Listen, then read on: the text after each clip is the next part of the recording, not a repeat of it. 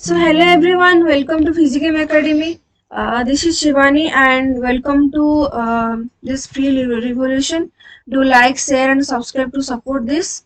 And आप सबको पता होगा कि ये एक फ्री कोर्स चल रहा है IIT जैम 2023 केमिस्ट्री के बच्चों के लिए. तो प्लीज हमारे साथ आके जुड़ जाइए and good evening to all. तो हमने आप सबको पता होगा हमने ऑलरेडी लिक्विड स्टेट को मैंने ऑलरेडी कवर कर चुकी हूँ लिक्विड स्टेट को. अगर आपने अभी तक उन लेक्चर को नहीं देखा है तो प्लीज जाके देख लीजिए. एंड आपके लिए ज़्यादा वक्त नहीं बचा IIT जैम 2023 के लिए, तो जल्दी से जल्दी हम कोर्स खत्म करके उसके रिगार्डिंग क्वेश्चन में प्रैक्टिस करेंगे. ओके, हम आपको असाइनमेंट भी प्रोवाइड कर देंगे. मैंने ऑलरेडी लिक्विड स्टेट का बहुत सारे क्वेश्चंस टेलीग्राम में प्रोवाइड कर चुकी हूँ. तो जो लोगों ने अभी तक ज्वाइन नहीं किया टेलीग्राम को, प्लीज जाके ज्वाइन कर लीजिए एंड वो क्वेश्चन सब अटेंड करके उसका आंसर प्लीज देने की कोशिश कीजिए. मैं और एक सेशन लूंगी जहाँ पे वो सब क्वेश्चन सब डिस्कस कर लूंगी. ओके, हमारे ये है कुछ शेड्यूल जुलाई अगस्त एंड सितंबर में. हम कोशिश कर रहे हैं कि इस 3 मंथ में हम कोशिश कर रहे हैं कि जितना हो सके IIT जैम का सिलेबस खत्म हो जाए. एंड ऑलरेडी पीरियडिक प्रॉपर्टीज खत्म हो चुका है, बायो इनऑर्गेनिक ऑल्सो खत्म हो चुका है एंड GOC चल रहा है. तो जो लोग अभी तक इस सारे वीडियो को नहीं देखे प्लीज जाके स्टार्टिंग से देखना शुरू कीजिएगा, नहीं तो आप ही के लिए देर हो जाएगी. तो फिर चलते हैं हमारा कोर्स के रिगार्डिंग. ये इसका लिंक और इसका प्लेलिस्ट हमारे चैनल में है. आप अगर हमारा चैनल विजिट करेंगे तो आपको liquid state, bio inorganic chemistry and periodic table का प्लेलिस्ट मिल जाएगा. तो वहाँ पे आप चाहे तो वीडियो को देख लीजिएगा. ये है आप सबका exams IIT jam DU BHU and DU BHU HCU. ये जो यूनिवर्सिटी है ये अभी CUET में मर्ज हो गया है इसी 2022 से. तो एंड अदर स्टेट बोर्ड का तो अलग अलग होगा. एंड CSIR नेट गेट को आप MSc के अपियरिंग ईयर दे सकते हैं. गेट अभी आप BSc के लास्ट ईयर में भी दे सकते हैं. एंड आपका IIT जैम एग्जाम होगा फरवरी 13 या 14 के बीच में हो जाता है, ज़्यादा देर नहीं होता. एंड DU BHU HCU जब आपका BSc खत्म हो जाता है उसके बाद जाके होता है. तो ठीक है, तो ये हो गया आपका एग्जाम्स के बारे में इंफॉर्मेशन. तो चलिए नेक्स्ट स्लाइड पे चलते हैं. मैंने ऑलरेडी आप लोगों को डिस्कस किया था कि गैसेस स्टेट के हमारे 4 लेक्चर ऑलरेडी खत्म हो चुके हैं. तो हमने क्या पढ़ा था, हमने ऑलरेडी ग्राफ्स डिस्कस कर लिए थे. उसके बाद हमने पढ़ा था गैस के लॉज हम क्यों पढ़ते हैं एंड क्या क्या लॉज है हमारे पास. उसके बाद हमने पढ़ा था कि आइडियल गैस क्या होता है एंड आइडियल गैस बिहेवियर कौन कौन गैसेस शो करते हैं एंड ऐसा कोई गैस एग्जिस्ट करता है या नहीं करता है, ये सब हमने डिस्कस कर लिया था. उसके बाद हमने पढ़ा था डाल्टन्स लॉ पार्शियल प्रेशर क्या होता है. फिर हमने पढ़ा था ग्राम्स लॉ ऑफ डिफ्यूजन क्या होता है. तो उसी से फिर से शुरू करते हैं. थोड़ा मैं रिवीजन आपको करवा लेती हूँ. तो हमारे पास क्या था, Graham's law of diffusion. Basically क्या है rate of diffusion, the amount of gas leaks through a hole per unit volume. the amount of gas leaks through a hole per unit volume.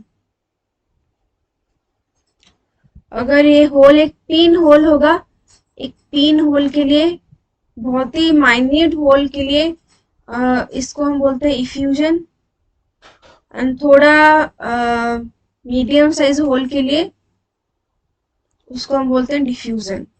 जहाँ पे गैसेस मॉलिक्यूल फ्रीली डिफ्यूज कर सकते हैं उस type का whole में उसको हम बोलते हैं डिफ्यूजन. लेकिन अगर बहुत ही टीनी और माइन्यूट होल होगा उसको हम बोलते हैं effusion. And rate of diffusion क्या होता है, यहाँ पे आपने देखा कि amount of gas leaks through a hole per unit volume. तो हम सिंपली लिख सकते हैं R rate of diffusion will be equal to volume by time. Per time जितना वॉल्यूम लीक कर रहे हैं उसी को बोलते हैं Graham's law of diffusion. And हमने देखा था कि rate of diffusion is inversely proportional to root over of molecular mass, also is inversely proportional to its density। d यहाँ पे है डेंसिटी, m यहाँ पे है mass. Okay, rate of diffusion is directly proportional to its pressure. तो and उसको and directly proportional to number of moles. तो उसको हम सिंपली लिख सकते हैं क्या, r1 by r2, और आप r1 by r2 smaller larger आप जो चाहे वो लिख सकते हैं। r1 by r2 will be equal to root over of m2 by m1। m के साथ वो इनवर्सली प्रोपोर्शनल है, इसीलिए r1 by r2 is equal to root over of m2 by m1 होगा। also will be equal to d2 by d1 also is equal to n1 by n2, number of moles also is equal to v1 by v2 है। ठीक है, तो ये हो गया हमारा grams law of diffusion. तो अब हम चलते हैं नेक्स्ट स्लाइड पे। हमारे पास क्या था, मैंने आपको ये सब कॉन्सेप्ट ऑलरेडी डिस्कस कर चुकी हूँ मैं आपके साथ। तो चलिए एक क्वेश्चन कर लेते हैं। ठीक है, पहले क्वेश्चन को अच्छे से रीड कीजिए, फिर अटेंड करने की कोशिश कीजिए। पहले खुद से ट्राई कीजिए, फिर आप वीडियो के सॉल्यूशन देख सकते हैं। ठीक है, मैं यहाँ पे सॉल्व मैंने करवा रहा हूँ आपको। तो अगर आप चाहे तो वीडियो को पॉज करके पहले खुद से ट्राई कीजिए, उसके बाद आप देख लीजिएगा। तो क्वेश्चन क्या है, simply if helium and methane are allowed to diffuse out of the container under the similar conditions of temperature and pressure, then the ratio of rate of diffusion of helium to methane is. यहाँ पे दिया है क्या, helium to methane. तो यहाँ पे हम rate of diffusion of helium divided by rate of diffusion of methane लेंगे। तो क्या दिया है यहाँ पे, हमारे पास क्या था, rate of diffusion r1 by r2 is equal to root over of m2 by m1 था। तो यहाँ पे m2 क्या है, मीथेन है। तो इसको हम लिख सकते हैं molecular mass of methyl divided by molecular mass of helium. हमारे पास फॉर्मूला था r1 by r2 is equal to m2 by m1। यहाँ पे हमने लिया हीलियम को r1, मीथेन को r2। तो r1 by r2 इसको हम लिख सकते हैं r1 divided by r2 will be equal to m2 by m1। तो molecular mass of methane will be equal to, हमने उसको ऊपर ले लिया, हीलियम को हमने नीचे ले लिया। तो मोलिकुलर मास क्या होता है मीथेन का, CH4। तो कार्बन का होता है 12 प्लस हाइड्रोजन 4 है। तो मोलिकुलर मास हो जाएगा 16। हीलियम का मोलिकुलर मास होता है 4, then it will be cancelled out and it will give root over of 4 which is equal to 2। तो सिंपल क्या हो जाएगा। एंड ये जैम का क्वेश्चन है, देखिए कितना सिंपल क्वेश्चन आ रहा है। ठीक है, तो अब हम चलते हैं नेक्स्ट स्लाइड पे। नेक्स्ट स्लाइड पे भी हमारा प्रॉब्लम है रेट ऑफ डिफ्यूजन के बारे में। तो चलते हैं नेक्स्ट स्लाइड पे। अब ये दिया है क्या, the rate of diffusion of gas is directly proportional to its density, directly proportional to its molecular weight, directly proportional to the square root of its molecular weight। ये तो आपको सबको आएगा, inversely proportional to square root of molecular weight। rate of diffusion of gas क्या होता है, directly proportional density होता है, नहीं, inversely proportional to root over of density होता है। Directly proportional to molecular weight होता है, नहीं होता है। Directly proportional to its square root of molecular weight, नहीं। Inversely proportional to its square root of molecular weight, मैंने आपको पहले ही बता दिया। तो अब चलते हैं, अब डाल्टन्स लॉ ऑफ प्रेशर के बारे में एक प्रॉब्लम करेंगे। सिंपली दिया है क्या, पार्शियल प्रेशर के रिगार्डिंग यहाँ पे दिया है। तो दिया है क्या, a neon and dioxygen mixture, एक कंटेनर लिए हैं हम, वहां पे neon and oxygen gas mixture present है। कितना ग्राम का प्रेजेंट है, ऑक्सीजन 64 ग्राम का प्रेजेंट है एंड नियन 60 ग्राम का प्रेजेंट है। So if the pressure of the mixture of gases in the cylinder is 25 bar, what is the partial pressure of the oxygen and neon in the mixture? तो हमारे पास gases given है oxygen and neon। पहले calculate कर लेते हैं कि कितना number of moles present है। अमाउंट ऑफ गैसेस हमें कैलकुलेट करना है ना, तो पहले हमें ये डिस्कस करना होगा कि कितना होगा हमारा नंबर ऑफ मोल्स। ठीक है, sorry for background noise guys. Okay, so हमारे पास गिवन है नियन ऑक्सीजन का मॉलिक्यूलर मास कितना प्रेजेंट है, 64 ग्राम। तो number of moles of oxygen present in the container will be equal to 64 divided by number of mass, जितना given mass divided by उसका molecular mass. Oxygen का mass होता है 16, O2 oxygen molecule का मास कितना होगा 32, तो it will be equal to 2। वैसे हम कैलकुलेट कर लेते हैं नियन का क्या होगा।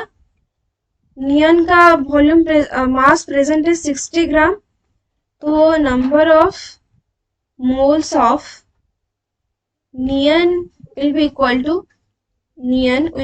to 60 ग्राम डिवाइडेड बाय 20 ग्राम। नियन का मॉलिक्यूलर मास होता है 20, तो सो वी हैव 3 हो गया नंबर ऑफ मोल्स, है ना। मैंने आपको यहाँ पे हिंट भी दे दिया है, पार्शियल प्रेशर कैलकुलेट करना है। हमने already number of moles calculate कर चुके हैं हम ऑलरेडी। तो प्लीज पहले आप खुद से ट्राई कीजिए कि इसका पार्शियल प्रेशर कितना होगा। हमने ये पढ़ा था कि pressure total will be equal to X I into P, है ना। तो एक्स आई क्या होता है, मोल फ्रैक्शन होता है एक्स आई। तो पहले प्लीज कैलकुलेट कर लीजिए।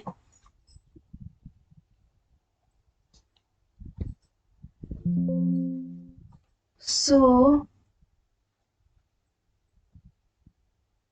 प्लीज वीडियो को मैं यहाँ पे आपको टाइम दे रहा हूँ कैलकुलेट करने के लिए। प्लीज पहले आप खुद से ट्राई कर लीजिए, फिर मैं आपको करवा के दूंगी, ठीक है। प्लीज जल्दी जल्दी ट्राई कीजिए, थोड़ा।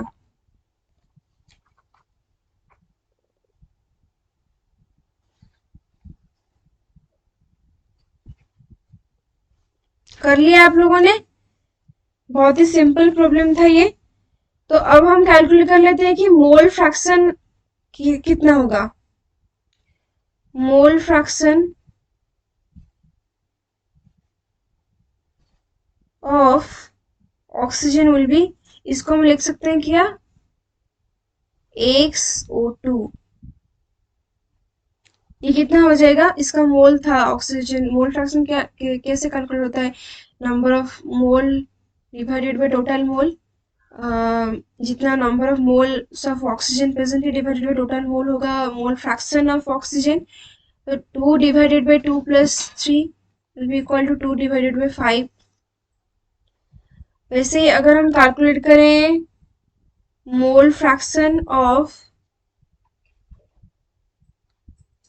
नियन will be equal to 3 divided by 5 हो जाएगा। नंबर ऑफ मोल टोटल तो 5 है, तो it will be equal to 3/5। So हमें दिया है पार्शियल प्रेशर कैलकुलेट करने के लिए ऑक्सीजन एंड नियन का। तो हमारे पास क्या हो जाएगा, partial pressure of oxygen will be equal to XO2 into total pressure. Given है हमारे पास मोल फ्रैक्शन हमने कैलकुलेट किया 2/5 इंटू टोटल प्रेशर गिवन है 25। तो इसका पार्शियल प्रेशर है 10 बार। बार दिया है प्रेशर, तो हमें आंसर बार में आएगा, ठीक है। And partial pressure of neon will be equal to X neon into P total.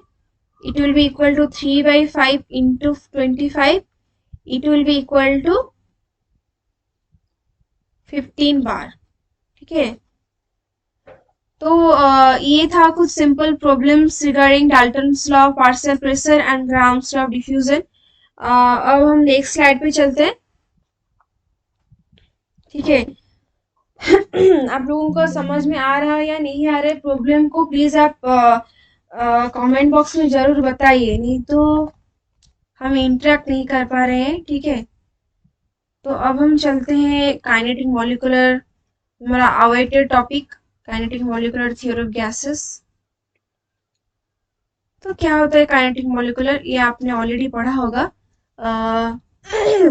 Kinetic molecular theory of gases. ठीक है, मैं यहाँ पे आपको पूरा थ्योरी को मतलब आपको एक एक पॉइंट लिखवा के नहीं दूंगी. आपको आप लोगों को पता होगा कि जाम में सिर्फ बेसिक्स आता है, तो मैं सिर्फ आपको समझा दूंगी एंड कुछ सिंपल सेंटेंस में इस थ्योरी को आपको लिख के दूंगी. ठीक है, आप चाहे तो मेरे साथ लिख सकते हैं. तो हमारे पास पोस्टुलेट्स होता है, 6 पोस्टुलेट्स हमारे पास होता है, तो सिंपली उसको मैं सिंपल लैंग्वेज में आपको लिखवा के दूंगी.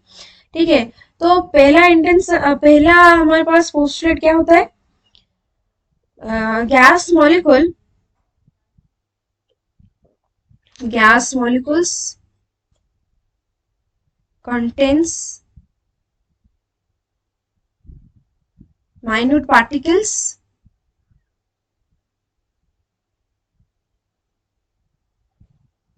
and the size of molecules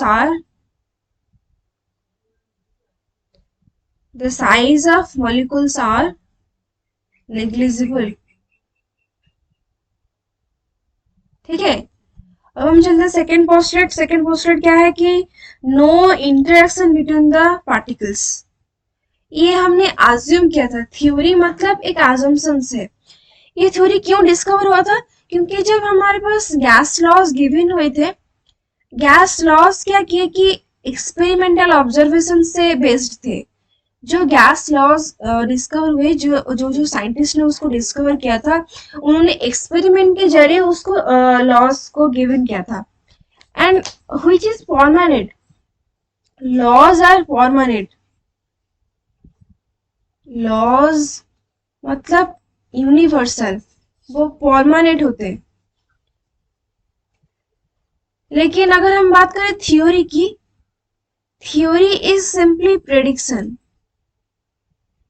theory को मतलब समझना होता है. लॉज हमने गवर्न कर लिए, लॉज को एक्सपेरिमेंट कर लिया, उससे हमारे पास रिजल्ट आ गया और उस रिजल्ट को हमने मैथमेटिकली आपको शो करवा दिया. ठीक है, लेकिन थ्योरी क्या होता है, उसी लॉज को एक्सप्लेन करना, प्रेडिक्ट करना कि इसके बीच में एक्चुअली हो क्या रहा है. थ्योरी का मतलब समझ रहे हैं हमने, जैसे कि हम देखते हैं कि क्या होता है, pressure is directly proportional to volume, pressure is inversely proportional to volume. उसको हमने सिर्फ यहाँ पे मैथमेटिकल टर्म्स को लेकर हमने पैरामीटर ले लिया, वॉल्यूम एंड प्रेशर, उसको हमने रिप्रेजेंट किया इनवर्सली प्रोपोर्शनल मैथमेटिकल कॉन्सेप्ट से. लेकिन उसका थ्योरी प्रेडिक्ट करना को मतलब क्या, थ्योरी प्रेडिक्ट करना मतलब अजम्पशन करना, रियलिटी से उसको कंपेयर करना कि एक्चुअली हमारे पास एटमॉस्फेयर में ये होता है कि नहीं होता है, हमारा डेली लाइफ में ये होता है कि नहीं होता है. उसी प्रेडिक्शन को, एंड जो प्रेडिक्शन होता है वो हमेशा बदलता रहता है. इंसान जब कोई थ्योरी अजम्पशन करता है, हमारे पास हमारा अलग अलग थॉट प्रोसेस होता है. दो इंसान एक ही तरह नहीं सोचते है ना, तो जो उनका थॉट प्रोसेस अलग अलग होता है, तो उनका प्रेडिक्शन भी अलग अलग चाहे तो हो सकता है. ठीक है, तो ये है difference between laws and theories. Theory चाहे तो बदल जाएगा, प्रेडिक्शन किसी का कभी भी बदल सकता है, लेकिन लॉज जो होते हैं वो कभी बदलते नहीं है, वो परमानेंट है. वो 1700 में जितने थे, मतलब जो थे लॉज 2022 में भी वैसे ही रहेंगे, लेकिन प्रेडिक्शन जो 1700 में थे वो 2022 में चाहे तो बदल जाएंगे. ठीक है, तो ये हो गया हमारा लॉज एंड थ्योरीज। तो ये सिंपली क्या था, जो हमने गैस लॉज में जो मैथमेटिकल वर्सन को प्रेडिक्ट किए थे, मैथमेटिकल वर्सन को जो हमने एक्सपेरिमेंट से बनाए थे, उसी को एक्सप्लेन करने के लिए उसी का प्रेडिक्शन दिए थे kinetic molecular theory of gases के रिगार्डिंग। ठीक है, मतलब kinetic molecular theory of gases क्या एक्सप्लेन किए, उसी जो लॉज गिवन थे उसी को हमने यहाँ पे थ्योरेटिकली डिस्क्राइब किया, उसी को हम बोलते हैं kinetic molecular theory of gases. ठीक है, तो गैस मॉलिक्यूल्स कंटेन हमने पहला पोस्टर किया, मैंने आपको सिंपली क्या लिखवाया कि gas molecules contains a minute particles, बहुत सारे माइन्यूट पार्टिकल्स होते हैं and the size of molecules are negligible. ठीक है, एंड दूसरा पोस्टर क्या था, no interaction between the particles, no interaction between particles, between the gas particles। ठीक है, अब हम बात करते हैं थर्ड पोस्टुलेट के ऊपर। ये गिवन था that is volume is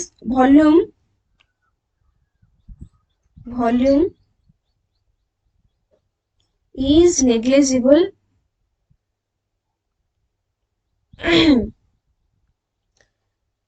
volume of a molecule is negligible, इसे लिख लेते हैं, volume of a molecule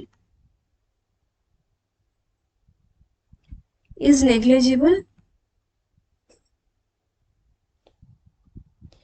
as compared to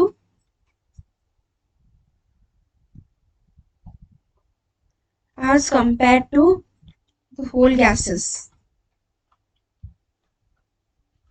तो होल गैस वॉल्यूम। ठीक है, एक कंटेनर में एक गैस पार्टिकल का volume will be negligible as compare to the whole gas volume. ठीक है, तो अब हम 4 पोस्टरेट लिख लेते हैं। 4 नंबर पोस्टरेट, दैट इज देखिए, गैस मॉलिक्यूल जब कंटेनर में हम लेते हैं वो हमेशा एक स्टेशनरी स्टेट में नहीं रहते, वो हमेशा मूव करते रहते हैं एंड उसी मूवमेंट वो कैसे करते हैं, एक जिगजैग मोशन के, जिगजैग मोशन मतलब ऐसा ऐसा ऐसा ऐसा जिगजैग मोशन। ठीक है, कभी वैसे जाएगा कभी वैसे जाएगा, स्टेशनरी नहीं होता गैस मॉलिक्यूल्स, वो हमेशा जिगजैग मोशन के थ्रू मूव करते रहते हैं एंड उसी जिगजैग मोशन को हम बोलते हैं ब्राउनियन मूवमेंट। आपने टर्म सुना होगा, उसी जिगजैग मोशन को हम बोलते हैं ब्राउनियन मूवमेंट एंड उससे हमारा रिलेटेड होता है स्कैटरिंग ऑफ लाइट्स वगैरह वगैरह सब। ओके, तो हम उतना डिटेल में नहीं जाएंगे यहाँ पे, सिर्फ यहाँ पे मैं आपको सिंपली एक बता दिया कॉन्सेप्ट क्या होता है एक्चुअली। तो हमारे पास क्या गिवन है, हमने डिस्कस किया कि गैस मॉलिक्यूल का जो मूवमेंट होता है वो हमेशा जिगजैग मोशन के थ्रू होता रहता है। तो जिगजैग मोशन के थ्रू जब होगा तो वो कोलिजन होगा उनके बीच में, दो मॉलिक्यूल एक दूसरे के साथ टकराएंगे and also they will collide with each other and also they will collide with the wall of the container। तो जब हम कहीं पे एक चीज को थ्रो करते हैं या फिर जब दो पार्टिकल कोलाइड होते हैं, या फिर अगर मान ले कि जब कोलिजन होता है दो पार्टिकल के बीच में, वहां पे एक प्रेशर एग्जर्ट होगा। वैसे ही जब वॉल पे हम हमारा मॉलिक्यूल जाके कोलिजन होगा उसका, तो वो वॉल पे एक प्रेशर एग्जर्ट करेगा, सिंपली एक प्रेशर एग्जर्ट करेगा। तो वो जो कोलिजन होता है उनके बीच में, कोलिजन सर परफेक्टली इलास्टिक मतलब आप समझ रहे हैं, मतलब इलास्टिक मतलब उसका जब कोलिजन होगा, जब एक बॉल को अगर हम फेंकते, मान लीजिए कि एक बॉल को हमने ऊपर फेंका, तो जब वो आके धरती पे टकराएगा तो फिर से ऊपर उठेगा, लेकिन जब वो ऊपर उठेगा उसका हाइट वो पहले जितना उठा था उतना हाइट तक वो नहीं पहुंचेगा, उतना हाइट तक वो रीच नहीं करेगा, वो थोड़ा नीचे आएगा। ऐसे ऐसे करते करते उसका हाइट डिक्रीज करते करते करते करते धीरे धीरे धीरे धीरे बहुत ही डिक्रीज कर जाएगा एंड इट विल वो अर्थ पे आके लास्ट में रुक जाएगा। ठीक है ना, तो वैसे उसी को हम बोलते हैं नॉन इलास्टिक और ऑन इलास्टिक कोलिजन। लेकिन इलास्टिक कोलिजन मतलब उसका कोलिजन का टेंडेंसी डिक्रीज नहीं करेगा। मतलब मान लीजिए कि ये पार्टिकल है एंड ये और एक पार्टिकल है, इन दोनों के ये ऐसे ऐसे ऐसे ऐसे यहाँ से यहाँ तक मूव कर रहा था। मान लीजिए एक पार्टिकल यहाँ पे था, वो यहाँ से यहाँ तक ऐसे ऐसे मूव करता था। तो इलास्टिक मतलब वो कोलिजन करने के बाद भी उतना ही डिस्टेंस ट्रैवल करेगा जितना वो कोलिजन करने के पहले, कोलिजन करने से पहले ट्रैवल करता था। आपके पास ये होता है ना कि कोलिजन, वो गैस मॉलिक्यूल्स ऐसे ऐसे मूव करते हैं जिग-जैग मोशन पे। तो मान लीजिए कि ऐसे रैंडमली कोई एक गैस मॉलिक्यूल मूव कर रहा है, ठीक है। तो मान लीजिए कि उसने वॉल ऑफ द कंटेनर के साथ कोलिजन किया, उसका वो कोलाइड हुआ उसके साथ, वॉल ऑफ द कंटेनर के साथ। तो वहां पे क्या हो जाएगा हमारे पास, नॉर्मली हम नेचुरली फेनोमेना क्या होता है, नेचुरली फेनोमेना में उसका जो जब वो कोलिजन करेगा उसका टेंडेंसी डिक्रीज कर जाएगा, धीरे धीरे धीरे धीरे ऐसा डिक्रीज कर जाएगा। लेकिन पोस्टुलेट के हिसाब से हमारे पास जो कोलिजन होगा वो नॉन मतलब इलास्टिक कोलिजन होगा। मतलब वो गैस मॉलिक्यूल कोलिजन करने के बाद जैसे मूव कर रहा था सिंपली एग्जैक्टली वैसे ही मूव करेगा। तो ये एक सिर्फ अजम्पशन था, ठीक है। तो collisions are perfectly elastic according to kinetic molecule theory of gases, ठीक है। फिर हम बात कर लेते हैं हमारा फिफ्थ पोस्टुलेट के बारे में। यहाँ पे लिख लेते हैं क्या हो गया हमारा, कोलिजन्स आर परफेक्टली इलास्टिक, ठीक है। फिर हम बात करते हैं फिफ्थ पोस्टुलेट के बारे में। Here gravitational force is negligible. Gravitational force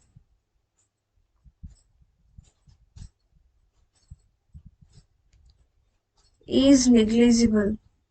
देखिए ये सिंपली एक प्रेडिक्शन था गैस लॉज को एक्सप्लेन करने के लिए। आप सबको पता होगा कि ग्रेविटेशनल फोर्स अर्थ पे आता है, मतलब जो भी इंटरनल हम उसको बोल सकते हैं कि अर्थ पे होता है ग्रेविटेशनल फोर्स, वैसे ही मून का होता है, हर एक प्लैनेट का होता है, और वैसे ही सन का भी होता है अपना ग्रेविटेशनल फोर्स, अपना इंटरेक्शन होता है, अट्रैक्टिव फोर्स होता है।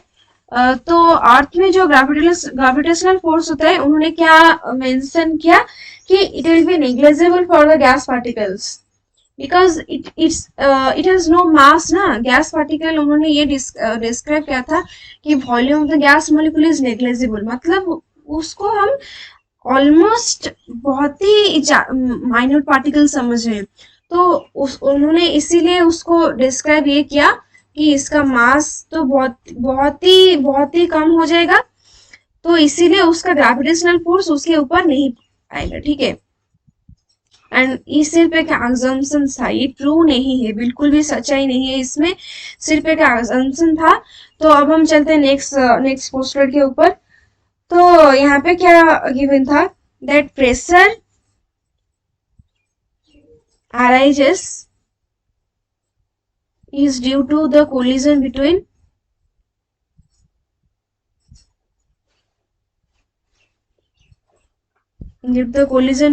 gas particle and the container.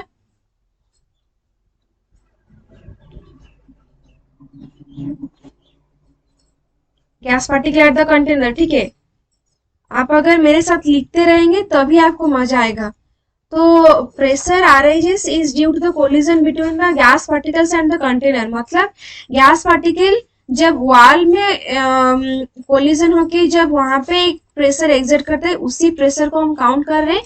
Particle एक दूसरे के बीच में जब कोलाइड होते हैं, उनके बीच में जो प्रेशर एग्जर्ट होता है उसी को हमने नेग्लिजिबल मान लिया। सिर्फ हमने प्रेशर क्या कंसिडर किया, the pressure arises due to the collision between wall of the container and the gas molecules, ठीक है। तो हमारे पास जो आप लोगों को ये समझ में आया ना। तो सिंपली यहाँ पे हम ये बोल सकते हैं कि हमारे पास जो लॉस गिवन था PV is equal to nRT, तो वहां पे प्रेशर क्या था, pressure will be pressure is due to the pressure exerted by the gas molecule due to the collision. P भी इज इक्वल टू एनआरटी। हमारे पास जो प्रेशर यहाँ पे गिवन है, यहाँ पे कौन सा प्रेशर के बारे में हमने बात किए थे? The pressure exerted by the walls of the pressure exerted by the gas molecule when it collides with the wall of the container। ठीक है, तो अब हम चलते हैं प्रेशर ऑफ गैस क्या होता है। हमारे पास प्रेशर ऑफ गैसेस होता है 1/3 mNc² डिवाइडेड बाई V। इसका लंबा डेरिवेशन है, आप चाहे तो कोई रेफरेंस बुक से आपको चाहे तो पढ़ सकते हैं, लेकिन इसका डेरिवेशन इम्पोर्टेंट नहीं है, इसलिए मैं आपको नहीं करवाऊंगी। ठीक है, सिंपली आपको फिजिकल केमिस्ट्री में जाम के लिए फॉर्मूलाज याद रखने हैं एंड फॉर्मूलाज के रिगार्डिंग क्वेश्चन सॉल्व करने हैं। डेरिवेशन आपको नहीं करना है, ठीक है, वो आपके लिए जरूरी नहीं है। तो प्रेशर ऑफ द गैस हमने कैसे, pressure of the gas will be given by pressure of the gas will be given as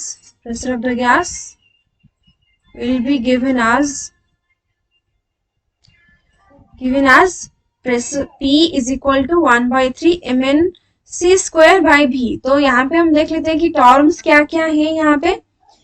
तो इसको हम सिंपली लिख सकते हैं कि Pv is equal to 1/3 mNc²। Please अब हम थोड़ा वेट कीजिए, अब हम नेक्स्ट स्लाइड पे चलते हैं। तो हमारे पास ये आ गया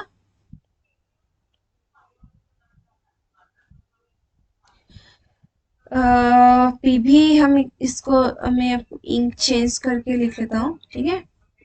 हमारे पास गिवन था P is equal to 1/3 mNc² divided by V। उसको हम ऐसे लिख सकते हैं Pv is equal to 1/3 mNc²। यहाँ पे P होता है प्रेशर, V होता है वॉल्यूम, M होता है mass of the gas molecule,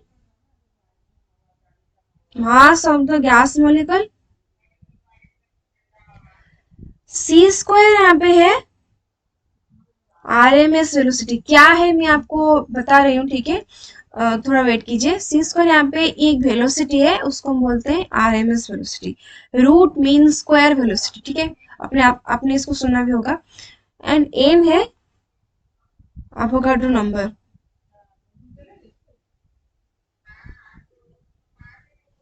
ठीक है, these are the terms regarding the pressure of the gas। जब भी आप कोई फॉर्मूला अपने नोट्स में लिख रहे हैं उसको बॉक्स करके लिखिए, ताकि जब आप रिवाइज करेंगे तो आपको इजी हो जाएगा। तो इसको हम लिख सकते हैं मास इंटू एवोगाड्रो नंबर, मतलब टोटल मास।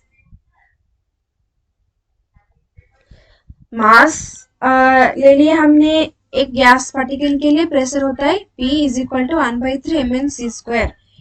मास इंटू एवोगाड्रो नंबर होता है टोटल मास, तो हम इसको लिख सकते हैं कि Pv is equal to 1/3 mc²। m हो गया हमारे पास टोटल मास, हम यहाँ पे 2 मल्टीप्लाई कर लेते हैं एंड 2 डिवाइड कर लेते हैं, ठीक है। तो ये काइनेटिक एनर्जी हमारे पास क्या होता है? काइनेटिक एनर्जी होता है हाफ mv²। हमने यहाँ पे वेलोसिटी लिया है c², तो ये इसको हम सिंपली लिख सकते हैं कि 2/3 into kinetic energy. Then we have Pv is equal to 2/3 kinetic energy. देख लिया आपने। एंड इसको हम लेते हैं क्या, Pv is equal to 2/3 kT at constant temperature. At constant temperature आपके पास एक टेम्परेचर होगा, टेम्परेचर मल्टीप्लाई हो जाएगा काइनेटिक एनर्जी के साथ, ठीक है। And this T is a constant. T is a constant depends upon the temperature. Constant depends upon the temperature, ठीक है। इसको हम बोल सकते हैं कि हमारे पास काइनेटिक एनर्जी जो है वो भी कांस्टेंट होगा, क्योंकि एक मॉलिक्यूल जब मूव करेगा वो एक कांस्टेंट वेलोसिटी में मूव करेगा एंड उसका एक कांस्टेंट मास होगा। हमने काइनेटिक थ्योरी के लिए इसको डिराइव कर रहे हैं। हमने देखा कि जो उनके बीच में, जो गैस मॉलिक्यूल के बीच में जो कोलिजन होता है, that is perfectly elastic. Perfectly elastic मतलब उसका वेलोसिटी का भी चेंज ही नहीं होगा। जब एक मॉलिक्यूल को हम कोलिजन में अपोज करते हैं तो उसका वेलोसिटी धीरे धीरे डिक्रीज करना चाहिए, ये नेचुरल फिनोमिनन है। लेकिन हमने काइनेटिक थ्योरी में ये डिस्क्राइब किया, ये अजम्पशन था, तब ये अजम्पशन हुआ था, प्रेडिक्ट हुआ था कि जो इलास्टिक जो कोलिजन होता है that is perfectly elastic. Perfectly elastic मतलब जब वो उनके बीच में जब कोलिजन होता है तो उनका वेलोसिटी में कोई डिक्रीज नहीं होता। तो इसलिए हम वेलोसिटी को कांस्टेंट ले लेते हैं काइनेटिक थ्योरी के लिए। With respect to kinetic theory इसको हम डिराइव कर रहे हैं। एंड तो मास कांस्टेंट, वेलोसिटी कांस्टेंट, तो हमारे पास काइनेटिक एनर्जी कांस्टेंट हो जाएगा। हमने यहाँ पे देखा कि T is equal to constant, जो काइनेटिक एनर्जी हो जाएगा वो कांस्टेंट हो जाएगा। तो ये लिख सकते हैं हम, तो ये टोटल टर्म हो गया constant. Then we can write PV is equal to constant at constant temperature। Kinetic energy constant हो गया, टेम्परेचर हमने कांस्टेंट लिया था, पर्टिकुलर टेम्परेचर, तो टेम्परेचर भी कांस्टेंट हो जाएगा। तो इसीलिए हम ये भी लिख सकते हैं कि PV is equal to constant at constant temperature। देख लिया आपने, आपका वॉल्स यहाँ से डिराइव हो गया, ठीक है। तो हमने देखा था ना कि P is inversely proportional to V, फिर हमने उसको एक कांस्टेंट और प्रोपोर्शनलिटी को मल्टीप्लाई किया था, तो PV is equal to K हुआ था हमारा। तो यहाँ पे भी PV इज इक्वल कांस्टेंट हो गया। मैंने आपको आइडियल गैस इक्वेशन क्या होता है मैंने आपको बताया था कि PV is equal to nRT। मैंने 4 लॉज से उसको डिराइव करके आपको बताया था। तो अब हम चलते हैं थोड़ा यूनिट मेजरमेंट के पास चलते हैं, ठीक है। यूनिट एंड मेजरमेंट,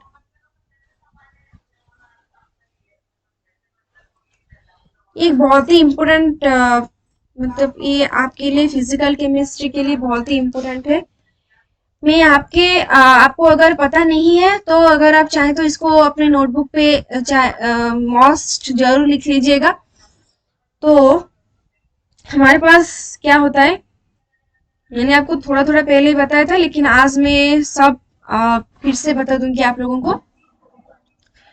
हमारे पास 1 ATM will be equal to 1.013 into 10 to the power 6 dyne per centimeter square will be equal to 1.01325 into 10 to the power 5 Pascal, and 1 Pascal is equal to Newton per meter square, ठीक है। 1 ATM also is equal to 760 torr, 760 mm of Hg will be equal to 76 centimeter of Hg, ठीक है। And मैंने आपको बताया कि 1 pascal is equal Newton पर metre square. सो 1 ATM को ऐसे हम लिख सकते हैं 101,325 पास्कल, ये है सिंपली। ऑल्सो हम इसको लिख सकते हैं 101.325 किलो पास्कल और 0.101325 मेगा पास्कल, ठीक है। वैसे ही हम वॉल्यूम को ले सकते हैं, it is the unit for pressure, unit measurement for pressure. अब हम लिख लेते हैं कि वॉल्यूम का क्या होता है। वॉल्यूम का एसआई यूनिट में होता है मीटर क्यूब, और मीटर क्यूब को हम बोल सकते हैं किलो। किलो होता है 10⁻³ मेगा होता है 10⁻⁶। Okay, and this is kilo. And हमारे पास डेसीमीटर होता है 10⁻⁻1 मीटर। सेंटीमीटर होता है, मीटर है, ठीक है, डेसीमीटर है 10⁻⁻1 मीटर, सेंटीमीटर है 10⁻⁻2 मीटर, मिलीमीटर है 10⁻³ मीटर, माइक्रोमीटर है, माइक्रोमीटर को हम म्यू से डोनेट करते हैं, उसका हो जाएगा 10⁻⁻6 मीटर। ये ऑलरेडी आपने 12th में भी पढ़ा होगा, मैं सिर्फ आपको याद दिला देना चाहती हूँ। नैनोमीटर मतलब 10⁻⁹ मीटर, फेंटोमीटर मतलब 10⁻⁻15, एंड पिको मतलब 10⁻⁻12। वॉल्यूम को हम लेते हैं लीटर में और मिलीलीटर में लेते हैं। इसका क्या है, फंडा क्या है यहाँ पे, 1 litre is equal to, 1 litre is equal to, मेरे यहाँ पे जगह नहीं है इसलिए मैं ऊपर लिख रहा हूँ, आप लोग नीचे लिख लीजिएगा। 1 litre is equal to 1000 centimetre cube,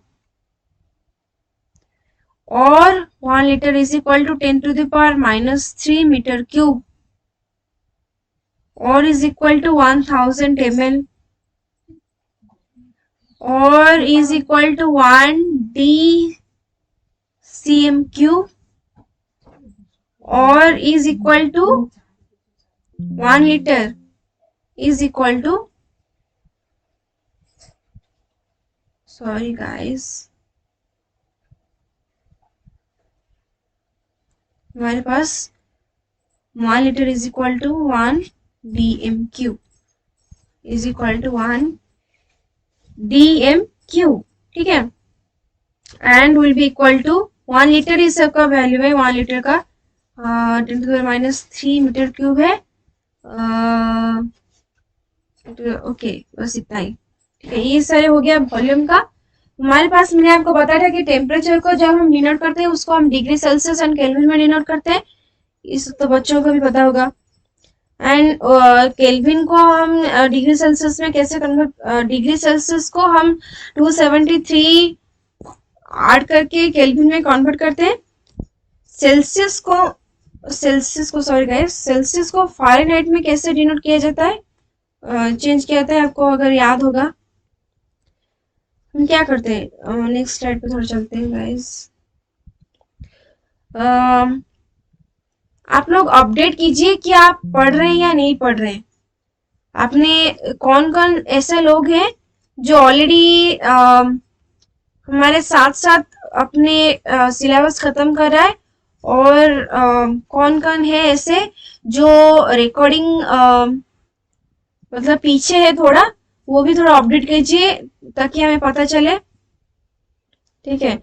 and हमारे पास उसको फ़ारेनहाइट को हम कैसे कन्वर्ट करते हैं डिग्री सेल्सियस में, will be equal to 9/5, this is Fahrenheit, degree Fahrenheit is equal to 9/5 into degree Celsius plus 32, ठीक है। एंड केल्विन में हम लेते हैं एब्सोल्यूट टेम्परेचर, जहाँ पे मॉलिक्यूल के बीच में कोई इंटरेक्शन नहीं होता, कोई प्रेशर नहीं होता, उसको हम बोल सकते हैं 0 केल्विन, मतलब -273 डिग्री सेल्सियस को, उसको हम बोलते हैं एब्सोल्यूट टेम्परेचर।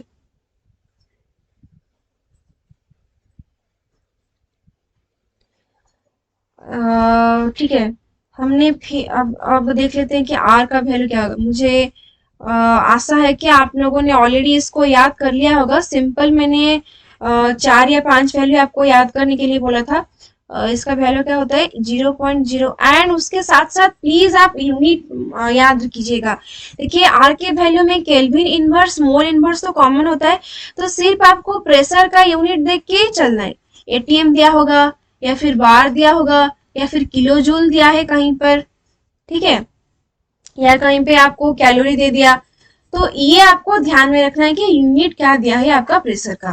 तो आर का वैल्यू एटीएम में क्या होता है 0.081 litre atm kelvin inverse mole inverse. R का वैल्यू होता है 0.0831 litre bar kelvin inverse mole inverse. वैसे ही 2 कैलोरी, कैलोरी में होता है 2 calorie kelvin inverse mole inverse. Newton metre में होता है 8.314 न्यूटन मीटर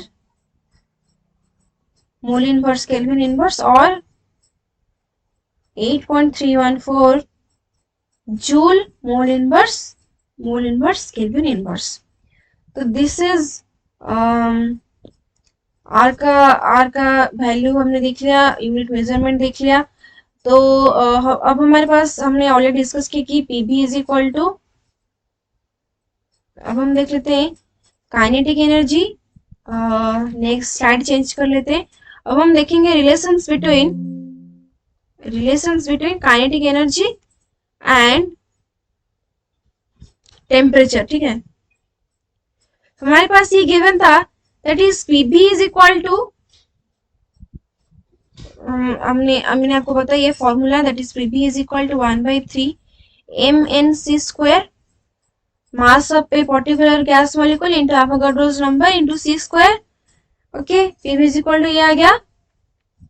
ऑलरेडी हमने ये डिस्कस किया that this is equal to 2/3 kinetic energy in temperature. Temperature लेते हैं हम 8 कांस्टेंट टेम्परेचर। जब टेम्परेचर का फैक्टर तब आएगा जब एक कांस्टेंट टेम्परेचर में उसको हम कैलकुलेट करेंगे, और उसको हम ये बोल सकते हैं, इसको हम और ये भी लिख सकते हैं कि 2/3 सिर्फ काइनेटिक एनर्जी। क्यों?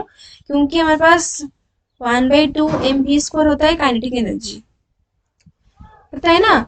तो हमने इसको क्या 2 मल्टीप्लाई किया था, 2 डिवाइड किया था into mv square, this is kinetic energy. So इसको हम बोल सकते हैं 2/3 kinetic energy. PV is equal to also, ये इक्वेशन मान लीजिए, also pv is equal to RT at for 1 mole, this is equation 2। उसको अगर हम कंबाइन करेंगे तो this will be equal to kinetic energy is equal to 3/2 RT। Simply उसको हमने, and for number of, for this is for 1 molecule, for number of molecules kinetic energy will be equal to 3/2 in RT। this is a simple formula। And यहाँ पे जो kinetic energy हम लेते हैं gases molecule का, simply कौन सा energy होता है, ज्यादा एनर्जी होता है उसका ट्रांसलेशनल एनर्जी में, सबसे ज्यादा होता है। तो उसीलिए ये जो काइनेटिक एनर्जी है वो ट्रांसलेशनल काइनेटिक एनर्जी हम लेते हैं which is depend upon temperature, and kinetic energy here is directly proportional to temperature. Temperature increase होगा, काइनेटिक एनर्जी इंक्रीज होगा। इसको आप बॉक्स में लिख लीजिए थोड़ा, ठीक है। अगर हम हमारे पास Na होता है हमारा एवोगाड्रोस नंबर, अगर हम बात करें उसको हम ऐसे भी लिख सकते हैं कि kinetic energy is equal to 3/2 R/Na/RT, R/Na/T। Na तो कांस्टेंट है, उसको हम डिवाइड कर लेते हैं, तो इसका वैल्यू क्या आ जाएगा 3/2 kT। K here is equal to Boltzmann constant, Boltzmann's constant है ना। तो उसको हम लेते हैं 3/2 kT, and the value of K is equal to 1.38 into 10 to the power minus 23 joule Kelvin inverse. It is also called average kinetic energy. This kinetic energy is also called average kinetic energy. तो मैं आपको एक problem देती हूँ, आप लोग please खुद से ट्राई कीजिएगा अपने घर पे। मैं आपको नेक्स्ट क्लास में उसका आंसर बता दूंगी। आज के लिए हम इतना ही पढ़ते हैं, ठीक है। आज हमने बहुत कुछ डिस्कस किया।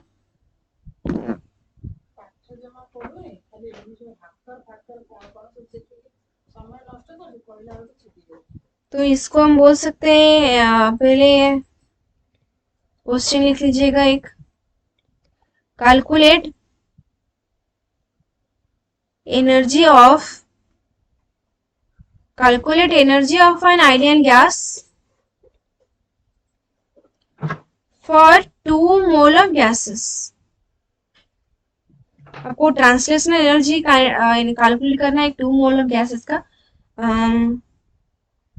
एट टेम्परेचर गिवन है 25 डिग्री सेल्सियस। ठीक है, तो वीडियो को पॉज करके कैलकुलेट कर लीजिए, मैं आपको यहीं पे सॉल्व करवा देती हूँ। ठीक है, here temperature is given in degree Celsius, तो उसको हम पहले जब भी हम प्रॉब्लम करेंगे पहले डिग्री सेल्सियस को केल्विन में कन्वर्ट करेंगे, तो हमारे पास ये आ जाएगा that will be temperature is equal to 25 plus 273 which is equal to 298 है ना।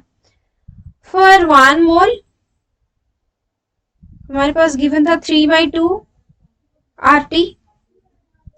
for 2 mole हमारे पास आ जाएगा 3/2 into 2 RT, मतलब 2 कैंसिल हो गया, सिंपली 3 RT। 3 इंटू आर का वैल्यू हम लेंगे किस पे, यहाँ पे जूल पे लेंगे।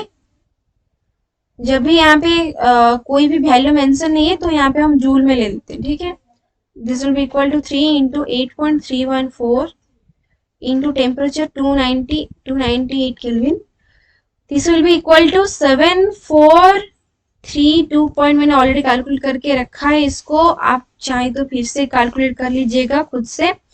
Joule mole inverse, this will be equal to 7.43 kilo joule per मोल।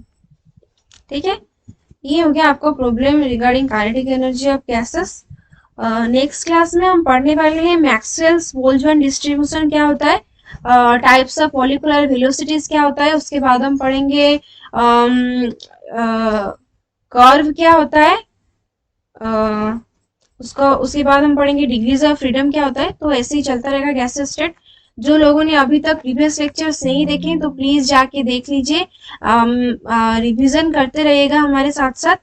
मैं आपको प्रीवियस लेक्चर में जो पढ़ाती हूँ उसको भी थोड़ा थोड़ा डिस्कस कर लेती हूँ आपको, तो आपको होप कि आप सबको इजी लग रहा होगा। गैस स्टेट बहुत ही इजी चैप्टर है, लेकिन उसमें थोड़ा समझने को है एंड बहुत सारे फॉर्मूलाज हैं।